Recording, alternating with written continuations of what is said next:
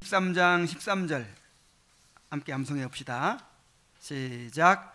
살인하지 말라. 너무 쉽죠? 자, 우리 이제 6계명의 마지막이에요. 지난 주까지 그 제 6계명에서 이제 요구하는 의무가 무엇인가 하는 것을 이렇게 살펴보았습니다. 이제 부정적인 표현으로 그렇다면 하지 말아야 될 일, 금지된 죄는 무엇인가를 살펴보는데, 사실 뭐 내용이 반복되는 것처럼 비슷해요. 그 의무들은 긍정적인 면에서 얘기를 했고, 또 이 금지된 죄들은 그걸 바꿔서 이제 하지 말라는 식으로 부정적인 형식으로 명령을 했기 때문입니다. 자, 이런 식으로 긍정 명령을 통해서 부정 명령을 통해서 이렇게 확실하게 우리 마음에 새겨주려고 하는 것 같아요. 빠져나갈 수 없도록. 그래서 이 말씀을 다시 한번 이제 새겨보면서 더 분명하게 인식하게 되길 바랍니다. 136문을 다 같이 읽겠습니다. 시작. 제6계명에서 금지된 죄들은 무엇입니까? 제6계명에서 금지된 죄들은 공적 재판, 합법적 전쟁, 혹은 필요한 방위를 제외한 우리 자신들이나 다른 사람들의 생명을 박탈하는 모든 것, 합법적이며 필요한 생명 보존의 방편을 소홀히 하거나 처리하는 것, 죄악된 분노, 증오심, 질투, 복수심, 모든 과도한 격분, 혼란케 하는 염려, 육류와 음료, 노동과 오락을 무절제하게 사용함과 격동시키는 말과 압박, 다툼, 구타, 상해와 다른 무엇이든지 사람들의 생명을 파멸하기 쉬운 것들입니다. 자, 6계명에서 금지된 죄는 살인하지 말라는 거니까 살인하는 것이겠죠. 그 살인에 포함된 모든 이제 죄들이겠죠. 근데 제외되는 것이 있어요. 공적 재판, 합법적 전쟁, 혹은 필요한 방위를 위한 살인은 제외됩니다. 이런 것들은 허용된다 이 말이죠. 먼저 공적 재판에 의한 살인이 있습니다. 민수기 35장 31절 33절 보면은 고의로 살인죄를 범한 살인자는 생명의 속전을 받지 말고 반드시 죽일 것이며, 너희는 너희가 거주하는 땅을 더럽히지 말라. 피는 땅을 더럽히나니 피 흘림을 받은 땅은 그 피를 흘리게 한 자의 피가 아니면 속함을 받을 수 없느니라 그랬어요. 하나님은 고의적인 살인자를 반드시 죽이라고 하셨습니다. 그리고 그렇게 고의적인 살인자를 죽이지 않고 심판하지 않고 그냥 내버려 두는 것도 진노하신다고 그랬어요.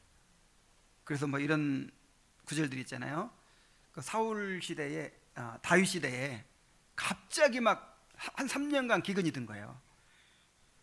기근 한 해만 들어도 심각한 문제인데 한 3년 연거푸 기근이 들면 얼마나 큰 재앙이겠습니까? 엄청난 재앙인 거예요, 국가적으로. 그래가지고 하나님 앞에 물었어요. 왜 우리에게 이런 재앙을 주시느냐고 했더니 사울 시대에 억울하게 죽인 사람들이 있어요, 사울이. 그 사람들이 그렇게 막 한을 품고 막 그래가지고 하나님한테 호소하는 것 때문에, 그리고 그거를 이제 다들 뭐 잊어버리고 있는 것이죠. 그래서 이제 그 문제를 처리하도록 하시기 위해서 하나님께서 기근을 허락하신 거예요. 그 땅이 이제 피로 더럽혀진 거죠. 그래서 하나님은 공의가 시행되기를 원하십니다, 이 땅에. 그래서 죄인은 반드시 심판하도록 되어 있어요. 그래서 정부를 주신 것이고 정부에 칼을 주신 거예요. 그래서 아까도 말씀드렸지만 이 세상 나라도 누가 다스리신다고요? 하나님이 다스리십니다. 이 세상 정부를 세워서 다스리십니다. 그래서 심지어 세상 정부의 그 권세자들을 하나님의 사역자다 이렇게까지 표현했잖아요. 물론 성격이 다르죠. 이 통치의 성격이 다르지만 어쨌든 그 일반 은총 속에서 이 세상의 질서를 유지하기 위해서 세상 정부를 사용하시는 거예요. 그래서 이 고의적인 살인자 이런 사람들은 그 사람을 사형 판결을 해야 되고 안 하면 더 문제예요, 이거는. 그래서 우리의 입장은 사형제 폐지가 아닙니다. 사형제가 존속되는 것이 성경적이에요. 왜 살인죄를 무섭게 다루시냐면은 살인은 단순히 사람 하나 목숨을 끊는 것 이상으로 하나님의 형상을 해치는 거잖아요. 하나님의 형상이라고 하는 것은 하나님의 이 형상은 하나님의 대리자를 말하는 것이거든요. 이 땅에서 하나님을 대리하고 있는 것이 우리인데, 사람인데, 그 사람을 해치는 것은 하나님을 해치는 거란 말이에요. 예를 들어서 옛날에 청나라에서 황제의 권위를 입은 사신이 우리나라에 왔어. 근데 그냥 사신을 그냥 홀대하고 막 박대해가지고 보냈다. 그러면 어떻게 되겠어요? 황제가 자신에 대한 대접을 그렇게 한 것으로 알고 진노하는 것이죠. 그래서 그 청나라 황제가 오면 막 극진히 황제에 대하듯이 그렇게 하잖아요. 그런 것처럼 우리가 하나님을 경외하기 때문에 사람의 생명을 소중하게 여겨야 되는 것입니다. 그래서 사람의 생명을 함부로 고의로 해치는 자는 반드시 이제 심판해야 되는 것이죠. 그다음 두 번째는 합법적인 전쟁을 위한 살인이에요. 에레미야 48장 10절 여호와의 일을 게을리하는 자는 저주를 받을 것이요 자기 칼을 금하여 피를 흘리지 아니하는 자도 저주를 받을 것이로다. 여기서 말하는 여호와의 일은 지금 전쟁을 말하는 거예요. 전쟁. 그래서 아무 전쟁이 아니고 여호와의 전쟁, 지금 하나님을 위한 전쟁, 하나님의 나라를 위한 전쟁을 말하는 거예요. 성전이죠, 성전. 그래서 그 성전에서는 예를 들어서 이스라엘 백성의 가나안 땅 정복이라든지 다윗의 전쟁 이런 건 다 성전이에요. 이거는 여호와의 전쟁이에요. 하나님께서 싸우시고 하나님께서 행하시는 일을 이제 사람이 대행하는 것이죠. 여기에는 참여해서 이제 하나님께서 심판하시는 사람, 심판의 도구가 되는 것이 헌신이에요. 그래서 그렇게 안 하는 사람이 오히려 벌 받는 거예요. 그런데 오늘날은 이제 이 신정 국가가 없죠. 그래서 오늘날에는 또 성전이 없는 거예요. 그래서 미국과 이라크 전쟁했을 때 그 이슬람 섬기는 그 사람들, 그 하나님 섬기는 미국이 이제 이렇게 성전을 버린 것처럼, 이건 절대로 옳지 않는 거예요. 오늘날에는 이 신정 국가가 없어요. 이제는 그 예수님 오시기 전에는 하나님 나라의 그 모형으로 신정 국가가 존재했지만 예수님이 오셔서 이제 하나님 나라가 임했기 때문에 이제는 신정 국가가 없어요. 다 똑같아요. 미국이든 이스라엘이든 대한민국이든 다 똑같은 세속 국가예요. 그래서 성전은 지금 없어요. 그렇지만 성전이 없지만 그래도 합법적인 전쟁은 있어요. 우리가 아까 그랬죠. 우리가 두 나라의 백성이라고. 그래서 이제 이 하나님의 나라, 그 영적으로 통치하는 하나님의 나라 백성으로서 이제 이 교회의 질서에 순종하고 교회를 섬기는 것도 있지만은 이제 세속 국가의 시민으로서 의무도 다 해야 돼요. 그 세속 국가의 시민의 의무 중에 하나가 뭐냐면 납세의 의무도 있고 무슨 교육의 의무도 있고, 또 뭐가 있어요? 국방의 의무가 있는 거죠. 그래서 우리나라를 외적이 침략을 했다. 그래서 우리 가족들과 우리 백성들이 생명의 위협을 당한다. 그러면 그 전쟁에 참여해서 물리쳐야 돼요. 물리치는 과정에 사람을 죽일 수도 있겠죠. 그런 살인은 이건 합법적인 살인이라 이 말이죠.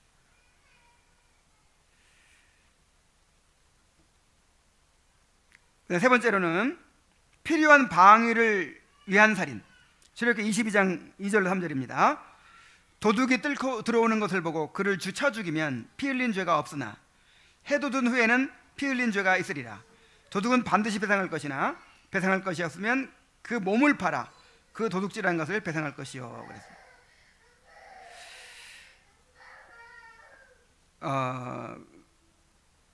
그러니까 이제 뭐 단순히 그냥 물건 하나 훔쳐가려고 했는데 그냥 그거 안 뺏기려고 죽이고 이러면 안 되겠죠.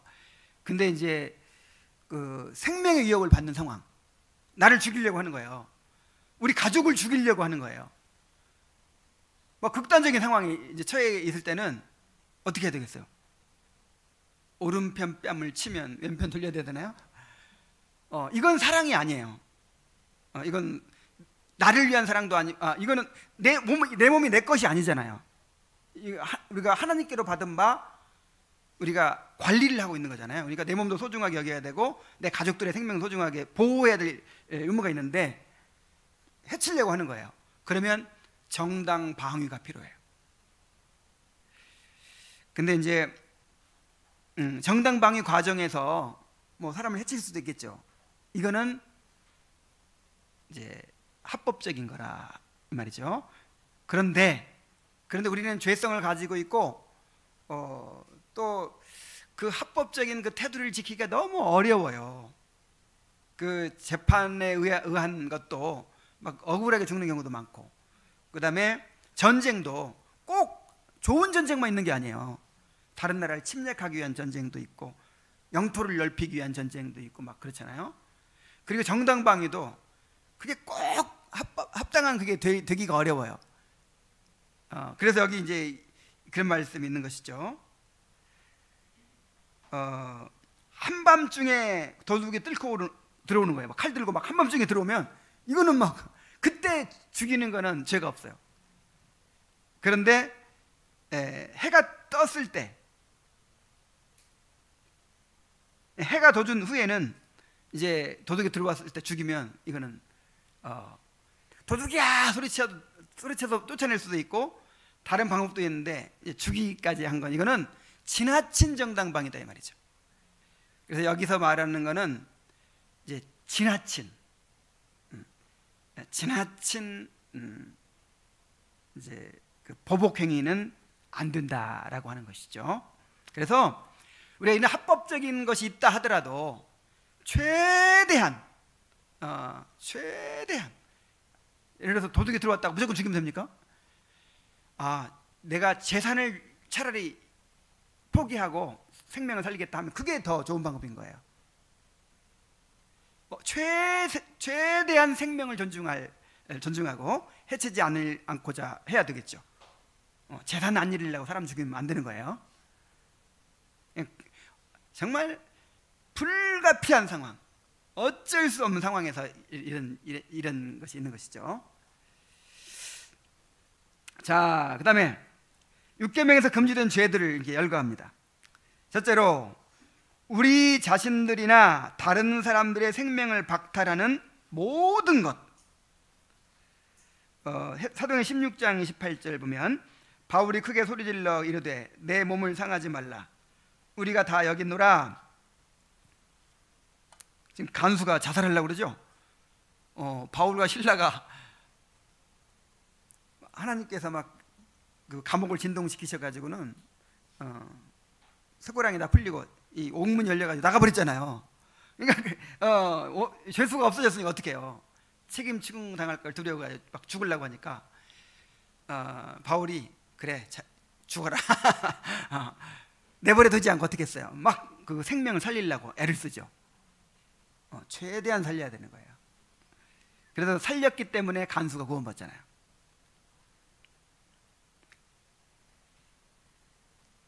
또 사도행전 9장 6절에 다른 사람의 피를 흘리면 그 사람의 피도 흘릴 것이니 이는 하나님이 자기 형상대로 사람을 지으셨습니다. 그러니까 사람 죽인 사람 반드시 죽여라 이 말은 그만큼 사람 죽이는 일을 하지 말라는 걸 강조하는 것이죠. 절대 해쳐서는 안 되는 것이죠. 합법적이고 필요한 생명 보존의 방편을, 자, 두 번째로 합법적이고 필요한 생명 보존의 방편을 소홀히 하거나 처리하는 것이라 그랬어요. 자, 그 예를 듭니다.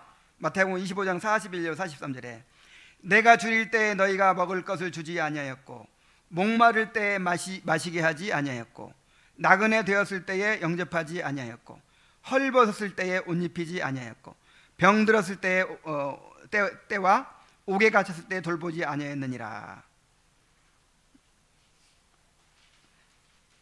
헐벗고 굶주리고 있는 사람들, 기본적인 의식주가 해결되지 못하고 있는 그 사람들을 그냥 방치하는 거, 이것도 마땅히 그 생명을 보호하지 않는 것이기 때문에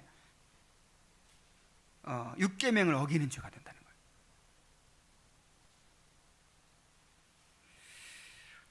거예요.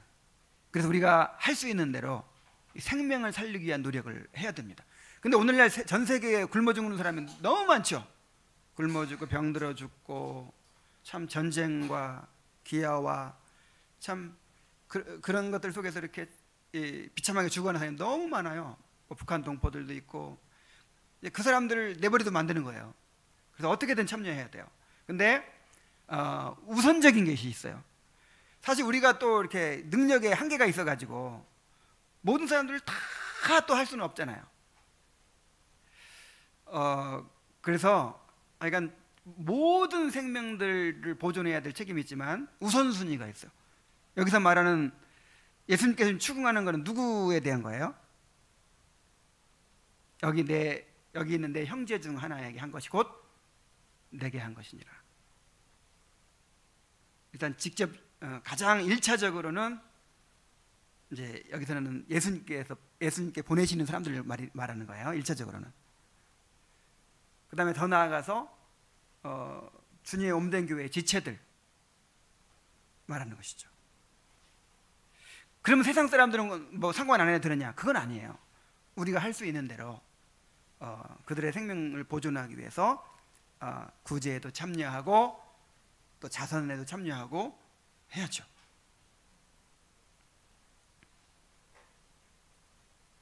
그 다음에 야고보서 2장 15절 16절에 만일 형제나 자매가 헐벗고 일용할 양식이 없는데 너희 중에 누구든지 그에게 이르되 평안히 가라, 덥게 하라, 배부르게 하라 하며 그 몸에 쓸 것을 주지 아니하면 무슨 유익이 있으리요. 그러니까 우리 교회는 가족입니다. 가족. 어떤 면에서 영원한 가족이죠. 서로 책임지는 관계예요. 책임지는 관계. 그래서 우리 가운데는 막 헐벗고 굶주리는 사람이 없어서 이것이 이제 실감이 안 날 수도 있는데 정말 그런 걸 우리가 연습해야 돼요. 연습. 그래서 우리 성도 중에 어려움을 당한 사람이 있을 때 그것을 나의 문제로 여기고 정말 이렇게 기도하고 실제적으로 돕는 그런 거를 연습합시다.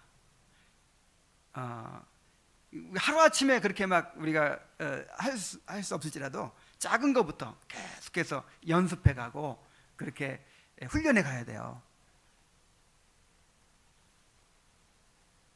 지금 이 야고보서 2장 15절 16절의 말씀은요, 믿음의 증거로서 말씀하시는 거예요.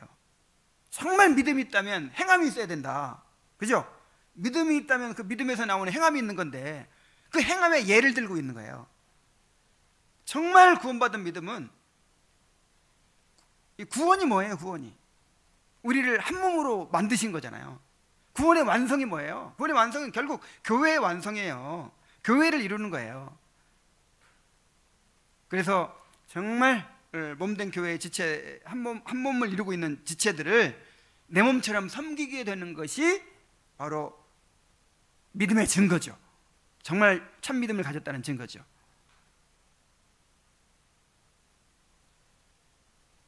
정말 그런 공동체를 이루어 가야 되는 것입니다.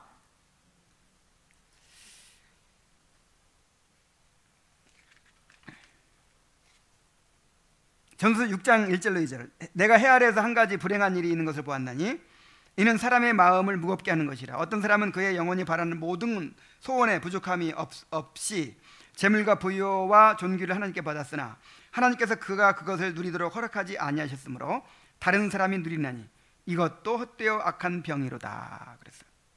그러니까 이제 재물만 많이 쌓고 그걸 나눌 줄은 모르고, 이게 얼마나 헛된 일이냐. 결국 다 쓰지도 못하잖아요. 다 자기를 쓰지도 못하잖아요.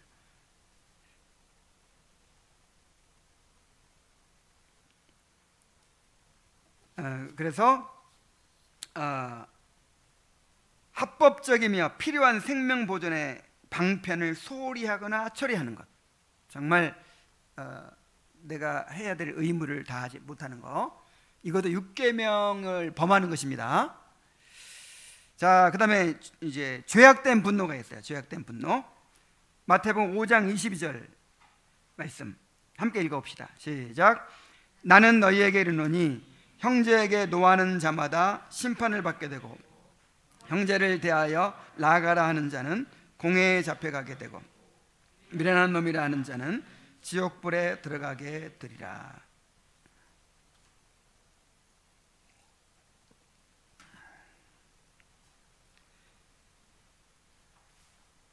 이 전에 어떤 구절이 있냐면 살인하지 말라, 살인하면 심판을 받게 되리라 하였다는 걸 너희가 들었으나, 이 구절이 있어요. 그러니까 살인하면 심판받게 되는데, 살인하면 심판받게 된다고 했는데, 나는 너희에게 이르노니 살인뿐 아니라, 실제로 사람을 죽이는 것뿐 아니라 형제에게 노하는 것도, 그 다음에 형제한테 나아가라 하는 거. 나아가는 이제 욕설이죠. 이 머리가 빈 사람, 그 뜻이에요. 옛날에 어렸을 때 골빈 놈 이런 욕이 있었어요. 바로 그런 욕이에요. 그러니까 사람을 멸시하는 거죠. 멸시.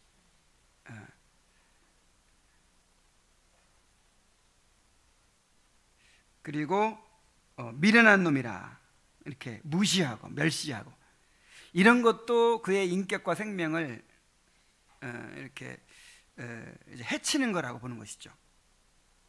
그런 사람도 지옥불에 들어간다, 심판받는다. 그러니까 이 예수님의 말씀의 의도는 똑같은 죄다, 그 뜻이에요. 똑같이 심판받을 것이다. 실제 죽인 거나 분노하고 욕설을 하고 무시하고 멸시하는 거나 똑같은 것이다. 그 다음에 더 나아가서 증오심, 요한일서 3장 15절. 그 형제를 미워하는 자마다 살인하는 자니 살인하는 자마다 영생이 그 속에 거하지 아니하는 것을 너희가 아는 바라.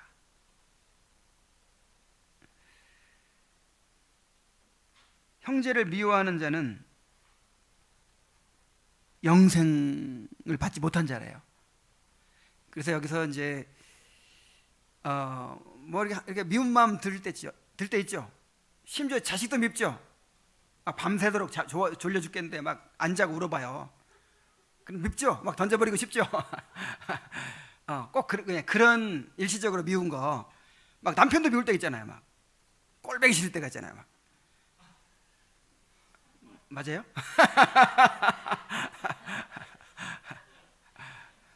그래 괜히 미울 때가 있대요. 밥 먹고 있는 뒷꼭지만 봐도 그렇게 밉대요. 이제 물론 그런 것도 죄지만, 여기서 영생이 없다는 말은 이제 그런 건 말하는 건 아니겠죠. 말하자면 이거를 해결할 의지가 없는 거예요. 또 지속적으로 그걸 품고 사는 거예요. 이런 사람은 진짜, 여러분, 지속적으로 그 증오심을 품고 살아요. 평생 용서를 안 해. 이게 이 성령을 모시는 사람이 가능할까요? 기도가 막히잖아요. 기도가 막히고 하나님의 임재를 누리지 못하고 은혜를 받지 못하는데 어떻게 살아요? 그래서 회개합니다. 회개. 그 문제를 놓고 고민하고 회개해요. 그래서 계속 증오심에 사로잡혀 살지는 않아요. 그런 면에서 영생이 없다. 이런 미워한 자 영생이 없다, 그런 뜻입니다.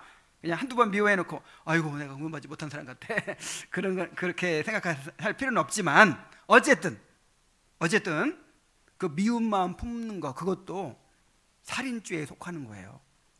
그러니까 살인은 그 살인죄의 열매를 말하는 거예요. 이 씨앗, 이 뿌리부터가 죄인 거예요. 처음에 미워하는 마음으로부터 시작됩니다. 자, 미워하는 마음으로 시작돼서 그것이 계속 발전하면 이제 분노하게 되고, 분노가 계속 발전하면 막 폭언이 막 나오죠. 욕설이 막 나오게 되고, 그것이 계속 발전하면 이제 막 물리적인 폭력을 가하게 되고, 그것이 계속 발전하면 어떻게 돼요? 죽이는 데까지 이르는 거예요. 근데 우리 애기한테는 막 미운 마음 들어도 거기까지 안 가는 이유는 이제 뭐 이렇게 멈추니까 그러는 것이죠. 멈추지 않으면 어떻게 될까요? 계속 안 멈추면 가족 간에도 죽이잖아요. 막 남편도 죽이고 그냥 양 타서 막 죽이고 뭐 신문에 보니까 무서운 일 많더라고요. 그래서 그 실제 사람 죽이는 그 살인의 뿌리인 미움부터가 이 전체 살인죄에 다 포함되어 있다 이 말이죠. 그래서 미워하는 거 여러분 두려워하십시오. 함부로 화내지 마세요. 함부로.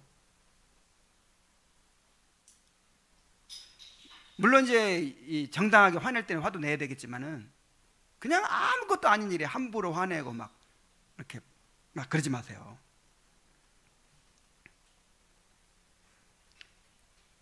레위기 19장 17절 너는 내 형제를 마음으로 미워하지 말며 내 이웃을 반드시 견책하라. 그러면 내가 그에 대하여 죄를 담당하지 아니하리라.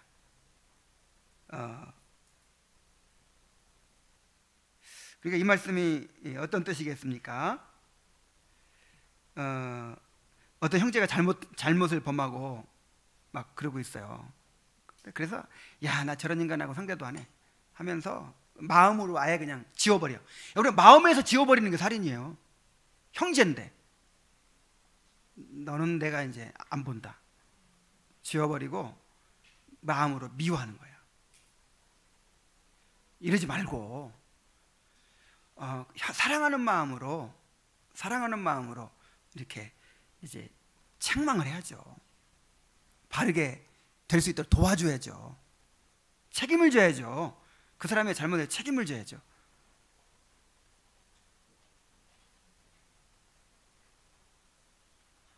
자, 증오심 품는 거, 이거 살인죄입니다. 그 다음에 질투. 잠언 14장 30절 평온한 마음은 육신의 생명이나 시기는 뼈를 썩게 하느니라. 이야, 이렇게 시기 질투심을 품고 있으면 어떻게 돼요? 뼈가 썩어요. 자기를 죽이는 것이 돼요. 나만 죽이는 게 아니지. 나도 죽지만 내가 시기하고 있는 그 대상도 여러분 이 살기를 품으면요 전달돼요. 이렇게 나한테 살기를 품고 누가 말을 안 해도 그게 전달되죠. 찬바람이 슉 막 불잖아요. 살기가 막 그거 살인이야, 살인.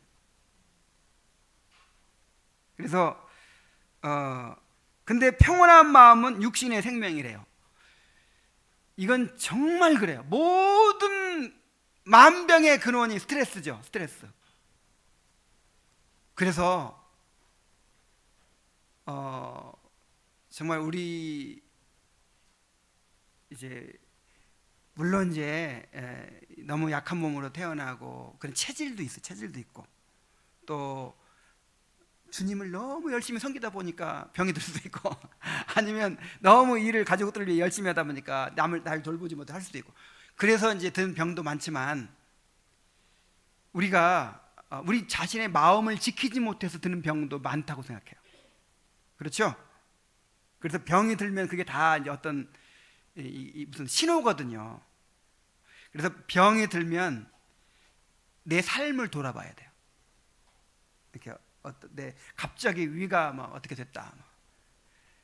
그냥 내 그동안에 살아서 삶을 돌아봐야 돼. 그래서 그 육체적인 생활도 고쳐야 되고, 내가 너무 걱정을 근심이 많아가지고, 내가 너무 원망과 막 미움을 많이 오래 품어왔어. 이런 것들이 다 원인이잖아요, 그죠? 정말 이게 마음이 탁 상하고 막 그러면요, 저는 소화부터 막 안 되고 이렇게 이제 이렇게 우리가 막 이렇게 부정적인 생각을 가지고 막 염려에 빠지거나 근심하거나 막 누구 시기 질투하거나 막 이렇게 하면요, 이제 이 뭡니까 피가 다 이제 이 근육으로 가죠. 왜요? 싸워야 되니까 싸울 준비를 시키는 거예요. 그리고 위, 장 이런 데서 이제 근육으로 다 가요. 그래 근육은 경직되고 싸울 준비를 하고, 그 다음에 이 위, 장은 멈춰 있어요. 지금은 지금 뭐 소화시킬 때가 아니야. 지금은 온 힘을 다해 싸워야 될 때야. 근데 그렇게 실제 싸워버리면 좋겠는데 싸우지도 않고 이렇게 그게 스트레스예요. 그게. 그러니까 이제 그 위장 다 탈나고 온 그 근육이 어깨에 막 무겁고 그냥 다 이렇게 되는 거죠. 그래서 우리 스스로 만드는 병이 많습니다. 병이라는 것도 이게 하나님께서 보여주시는 이게 메시지예요. 메시지 진짜로. 그래서 삶을 고쳐야 돼요. 일단 그러니까 약도 먹고 수술도 하면서 삶을 고치면서 이제 병을 고쳐야 돼요. 실제로 이런 얘기가 너무 많아요. 어떤 사람이 병원에 가서 진단을 받더니 위가 이제 막 암이 생겼다든가 궤양이 생겼다든가 해가지고 잘라냈대요. 근데 얼마 후에 또 그게 생겼어요. 그래서 또 잘라냈대요. 얼마 후에 또 생겼어요. 또 잘라냈어요. 그러다 이제 의사가 생각한 거죠. 그래서 그 사람의 이제 물어봤더니 그렇게 자기 어머니에 대한 그 증오, 분노심을 그렇게 이를 갈면 살아요. 그래가지고 이제 어머니와 화해를 하도록 그렇게 이제 주선을 해가지고 화해를 했대요. 어릴 때 자기를 버린 엄마를. 그리고 나서 재발을 안 했대요. 그러니까 무조건 잘라내고 약 먹는다 고쳐지는 게 아니고 정말 이 마음의 상태를 바꿔야 돼. 그래야 병이 고쳐지는 거예요. 마음을 곱게 먹으세요. 자, 그 다음에 복수심. 로마서 12장 13절. 내 사랑하는 자들아 너희가 친히 원수를 갚지 말고 하나님의 진노하심에 맡기라. 기록되었을 때 원수 갚는 것이 내게 있으니 내가 갚으리라고 주께서 말씀하시니라. 사람을 심판하는 것은 하나님의 권리죠. 내가 심판하겠다고. 그러니까 내가 용서하지 못하고 내가 미워하고 내가 보복하려고 하는 것은 내가 하나님 노릇하는 거예요. 내가 하나님 노릇. 죄예요, 죄. 이것이 나를 망치죠. 또 과도한 격분, 모든 과도한 격분. 에베소 4장 31절. 너희는 모든 악독과 노함과 분냄과 떠드는 것과 비방하는 것을 모든 악의와 함께 버리고. 자, 이거 보세요. 이게 점층법이에요. 점층법. 이제 악의가 있어. 악의. 이제 이 악의가 뭡니까? 이 나쁘게 생각하고 아주 그냥 그런 것이죠. 그러다 보니까 이 독이 나와. 악독이 막 이 독약이 나온대요. 실제로 독 성분이 나온대. 그것이 이제 분노를 일으키죠. 분노가, 노함은 내 안에 있는 분노고, 분냄은 실제 분을 내는 거예요. 이렇게 바깥으로 막 표출이 돼. 이제 악의, 이제 막 그 상상을 하죠. 막 이렇게 어떻게 해버려? 막 이렇게 그러면 독이 막 생기고, 그 다음에 분노가 가득 차고, 그 다음에 설거지할 때 다그락 하고 이게 이제 분냄이에요. 문을 탁 닫고 막. 그 다음에 이제 말이 막, 이 너무 집구석은 뭐, 누가 설거지 하나 도와주는 사람이 없어 뭐 하면서 막 이제 막 떠드는 소리가 막 나죠. 그 다음에 이제 구체적으로 비방을 해요. 막 비난을 하고 막 그냥 나한테 뭐 하나 해준 적이 있어 뭐 뭐 도와준 적이 있어 뭐 해가면서. 자, 그걸 어떻게 해라? 버려라. 뭐와 함께? 악의와 함께. 좀 좋게 해석하고 좀 이해해주고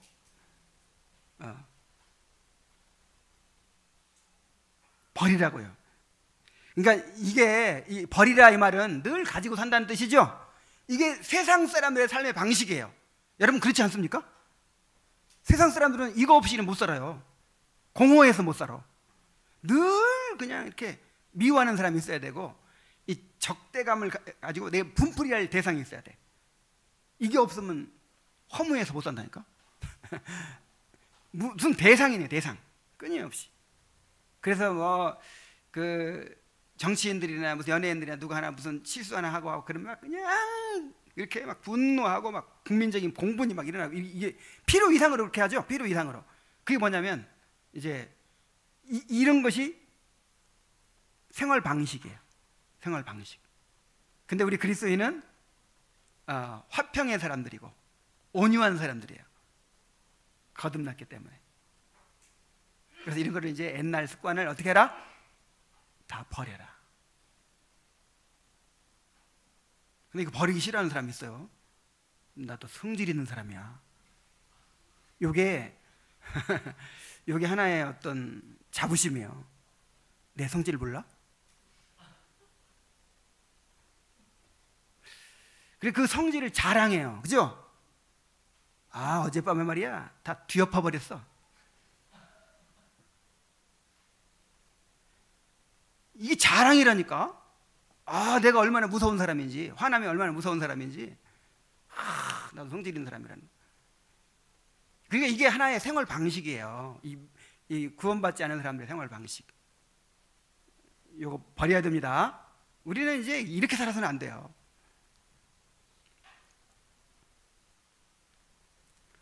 그 다음에 8번째로 혼란케 하는 염려. 마태복음 6장 31절 34절을 함께 읽습니다. 시작. 그러므로 염려하여 이르기를 무엇을 먹을까, 무엇을 마실까, 무엇을 입을까 하지 말라. 이는 다 이방인들이 구하는 것이라.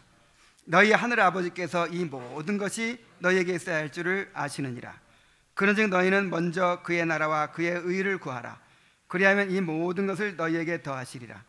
그러므로 내일 일을 위하여 염려하지 말라. 내일 일은 내일이 염려할 것이요 한날의 괴로움은 그날로 족하니라.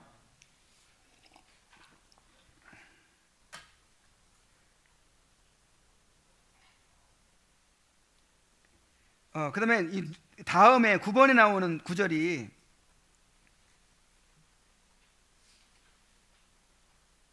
구절도 한번 읽어봅시다. 너희는 누가복음 21장 34 시작. 너희는 스스로 조심하라. 그렇지 않으면 방탕함과 술 취함과 생활의 염려로 마음이 둔하여지고 뜻밖의 그날이 덕과 같이 너희에게 임하리라. 자, 왜 염려를 하지 말아야 될까요? 염려는 그 산상수훈의 염려에 대한 말씀이 있었죠.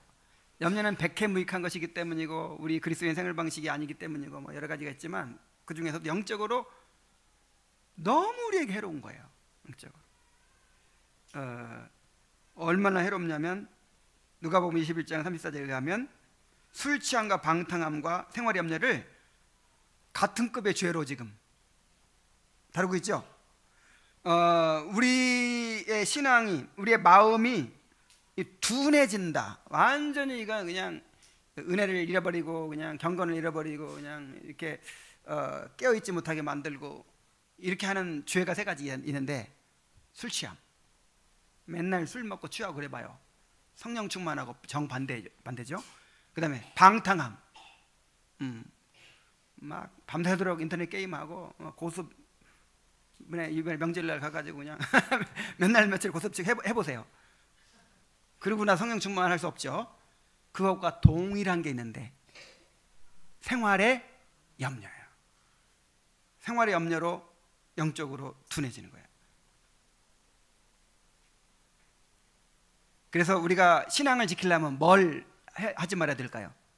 염려를 극복해야 돼. 근데 염려가 안 될 수가 없어. 그냥 자동으로 들어와. 자동으로. 나도 늘 염려해요. 그래서 성경에서는 염려를 주님께 맡기라 그런 거예요. 아예 그냥 안 할 수는 없어요. 인간이기 때문에. 그래서 들어온 염려를 어떻게 해라? 맡기라. 맡기라는 말은 그냥 던져버려라 그 뜻이에요. 던져버려. 염려가 오면 그거를 주님께 던져버리는 거예요. 근데 안 던져버려. 안 던져버려. 그냥 그게 아까워. 그 염려하고 막. 그러니까 사람이요, 이것도 일종의, 분노 같은 것도 일종의 그게 내가 뭔가 이렇게 보상 심리이기도 하고, 뭔가 그걸 내가 즐기는 거예요. 어떤 면에서 막 마음으로 미워하고 막 그냥 상상하고 막 죽이고 막 하면서 어떤 이제 보상 심리를 느끼는 거거든요. 그걸 놓기가 싫어요, 사실. 그 맛으로 살았는데. 그렇듯이 염려도 일종의 그런 거예요. 염려해가지고 아무 그런 유익이 없으면서도 우리 어른들 보세요. 할머니들 막 평생 그 염려로 살아가죠. 염려 없으면 또 공허해서 못 살아. 이거 해결되면 요거 염려해, 요거 해결되면 요거 염려하고, 끊임없이 염려 속에서 이제 이렇게 주름살이 들어가는 거예요. 그래서 나이가 들어가는 거예요. 그래서 놓기가 싫어. 그래서 이제 그 문제를 가지고 계속 염려하고 근심하고 막 이렇게 하면 어떻게, 저렇게 하면 어떻게 하나 막 이렇게 염려한 것으로 내가 좀이라도 이렇게 이제 좀 덜 위험한 것처럼 이제 이렇게 느끼는 거예요. 근데 백해무익해요. 염려하면 오히려 그 문제에 올바로 대처를 할 수가 없어. 앞에 강단에 나와서 이제 뭘 발표해야 된다든지 할 때 염려가 없어야 자유로워가지고 이렇게 나와요. 근데 잘해야 되는데, 이거 못하면 안 되는데, 염려가 탁 되냐, 생각이 안 나, 말이. 공부는 무지하게 열심히 했는데 시험 공포증 때문에 망치는 학생들 많죠. 그래서 염려는요, 이 실제 현실 문제에 아무런 도움이 안 돼요. 오히려 이렇게 대처를 못하게 돼. 그래서 여러분, 염려가 들어오거든 그거를 사랑하지 말고, 그거를 이렇게 붙잡고 묵상하고 그거를 그냥 끌어안고 있지 말고 하나님께 맡기시기 바랍니다. 그래서 늘 맡겨야지. 늘 염려가 좀 많은 사람은 자주 기도해야 되니까 시시로 마음을 토하고 뭐라고 했지? 시시로 마음을 토하라 그랬지. 시시로 마음을 토하라. 그래서 이 염려가 살인죄에 해당된다는 거예요. 이제 이 대의문답 137문입니까? 6문에 의하면. 왜요? 염려가 내 건강을 해치기 때문에. 정신 건강뿐만 아니라 육체적인 건강도 해쳐요. 자, 염려하지 맙시다. 염려를 주님께 맡기시기 바랍니다.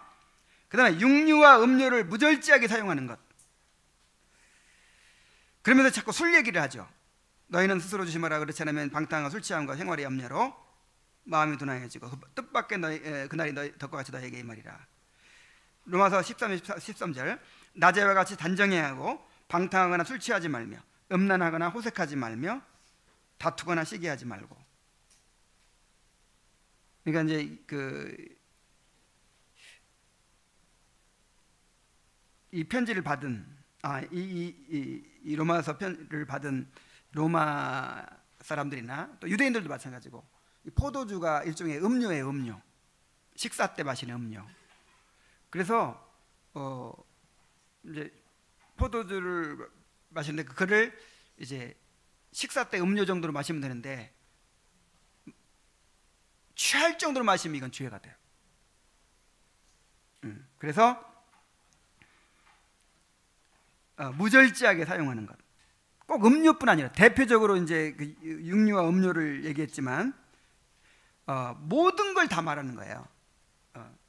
아무리 좋은 거라도 이렇게 무절제하게 사용하는 거, 이거는 건강을 해치는 것이고 생명을 해치는 것이고 죄가 됩니다.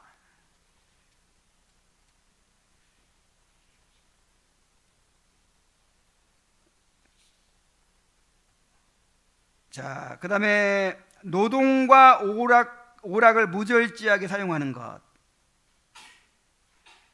이것도 죄가 된다고 그랬어요. 율계명을 어기는 죄입니다.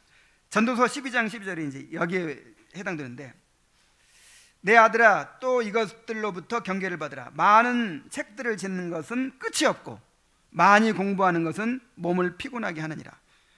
여러분, 공부 많이 하고 책 쓰고 이게 좋은 일이 나쁜 일이에요? 얼마나 좋은 일이에요. 근데 지나치게 또 이거에 대해서도 너무 지나치게 그렇게 하지 말라는 거예요. 일 열심히 하는 거 좋은 일이 나쁜 일이에요? 좋은 일이죠. 근데 지나치게 하지 말라. 일 중독자가 되지 말라는 거예요. 물론 이제 우리가 불가피할 수도 있지만 안식일을 지키지 못할 정도까지는 하지 말아라.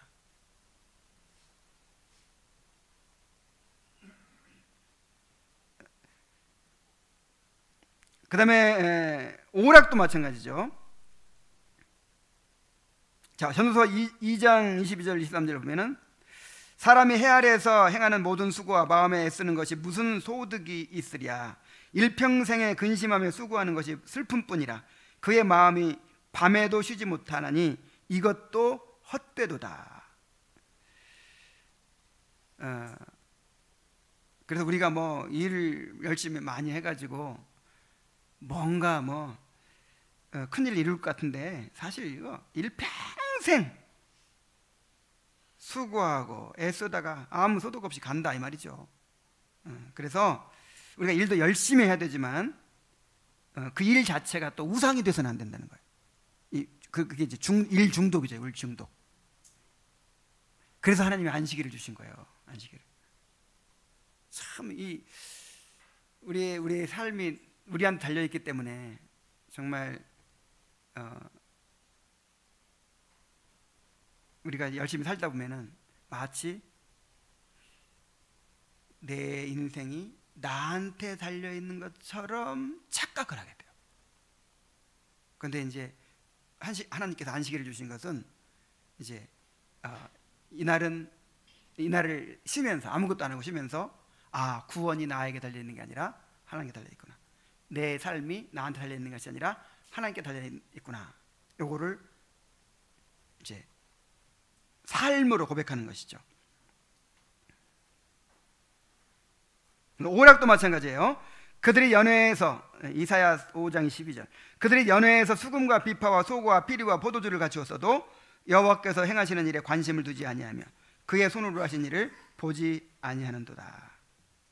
그러니까 그 연회를 즐기면서 음악을 먹고 마시고 음악을 즐기고 막 그러면서 하나님께는 관심을 두지 않아요.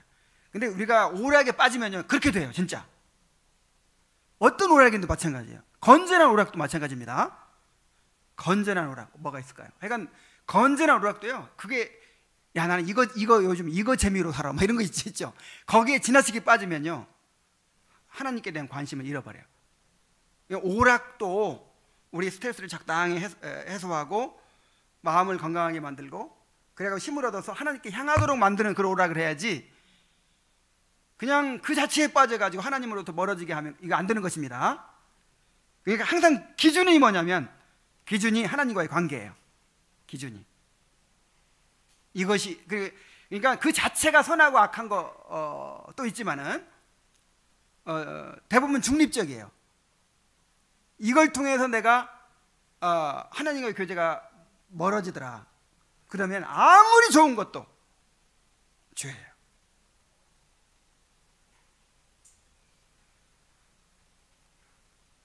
11번 격동시키는 말과 압박과 다툼 그랬어요.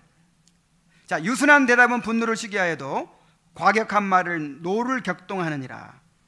잠언 12장 18절 칼로 찌름같이 함부로 말하는 자가 있거니와 지혜로운 자의 혀는 양약과 같으니라. 야, 저는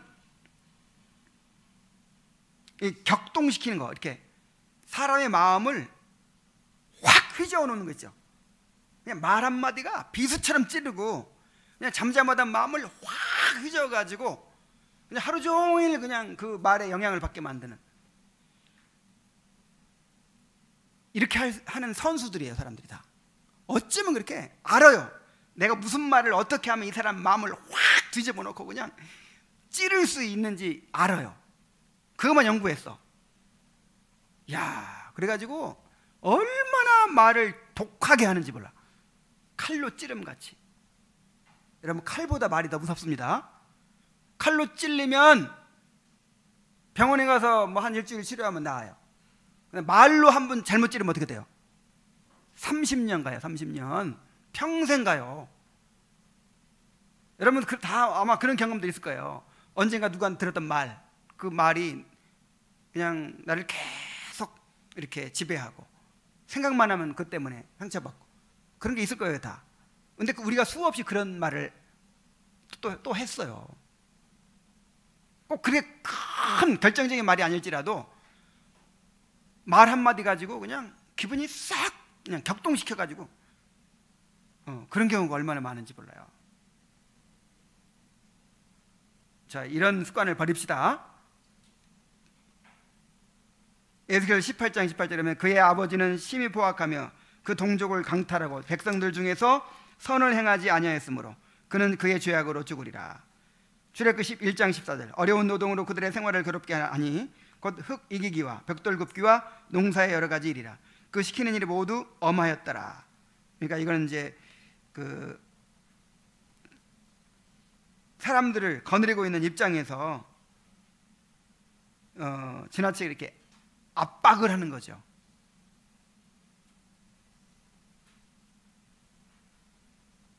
또 갈라디아서 5장 15절 만일 서로 물고 먹으면 피차 멸망을 가조심하라. 잠언 23장 29절 재앙이 누게 있느냐 근심이 누게 있느냐 분쟁이 누게 있느냐 원망이 누게 있느냐 까닭 없는 상처가 누게 있느냐 붉은 눈이 누게 있느냐. 그래서 다툼을 말하는 거예요. 다툼.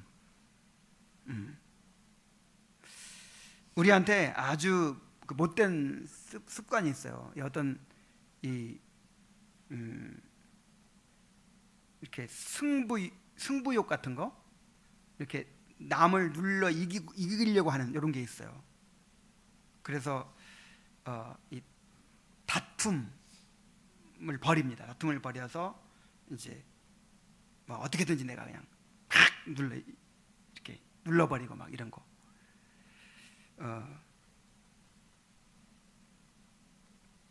이런 거를 우리가 금해야 됩니다.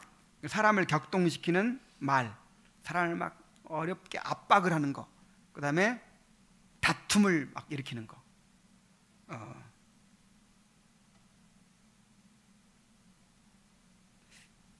이런 거 6계명을 어기는 죄입니다. 12번 구타, 상해와 다른 무엇이든지 사람들의 생명을 파멸하기 쉬운 것들. 그래서 이제 여기서는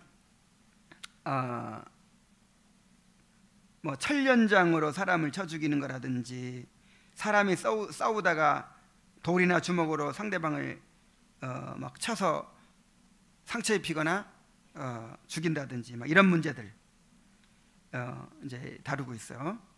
그리고 또 어떤 문제를 다루고 있냐면 출애굽기 21장의 그 모세율법에 보면은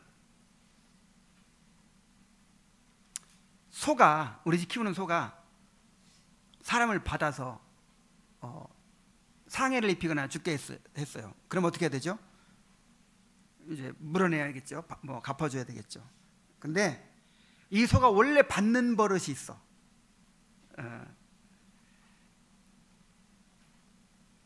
원래 받는 버릇이 있는 걸 알아요. 이 소가 위험한 걸 알아. 그런데 그 소 관리를 소홀히 해가지고 소가 받아 죽이면 어떻게 하라 그랬냐면요, 소만 죽이는 것이 아니라 그 임자도 돌로 쳐 죽이라 그랬어요. 물론 이제 오늘날에도 똑같이 뭐 적용될 수는 없겠지만, 그러니까 이 말씀이 가르쳐주는 교훈이 뭐냐면 이 생명을 보호하는 일에 최우선순위를 둬라. 이익을 더 남기고 뭔가 일을 더 잘 되게 하는 것보다 뭐가 우선이에요? 생명의 안전이 우선이에요. 안전이. 항상 이런 정신으로 우리가 살아야 됩니다. 지금 오늘날 그 기업들의 안전사고라든지 막 이런 것도 다 뭐예요? 이익을 더 남기기 위해서요. 위험의 외주화, 요즘 한참 문제가 되고 있잖아요. 그런 도시철도 공사라든지 막 아니면 아주 큰 회사들에서 막 위험하고 어려운 일들은요, 외주를 줘요. 그냥 이렇게 하청을 줘요. 그리고 하청 회사에서 또 하청을 또 줘. 그러면 이제 알바 같은 사람들이 하는 거야. 그거를, 위험한 일을. 그러다 죽잖아요. 위험하고 안 좋은 일일수록 더 이렇게 투자를 해가지고 생명을 보호할 생각보다는 뭐가 우선이에요? 이윤이 우선이에요. 이윤이. 이제 이거를 이제 금하는 것이죠.